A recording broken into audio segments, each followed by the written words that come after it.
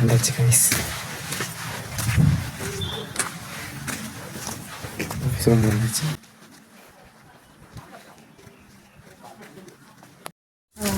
இன்டர்ன்ஷிப்புக்கு வந்துருக்கோம். First day, second day, ஞாயிற்றுக்கிழமை முதல் நாள் அப்படிதான் சொல்லுவானுங்க. Second day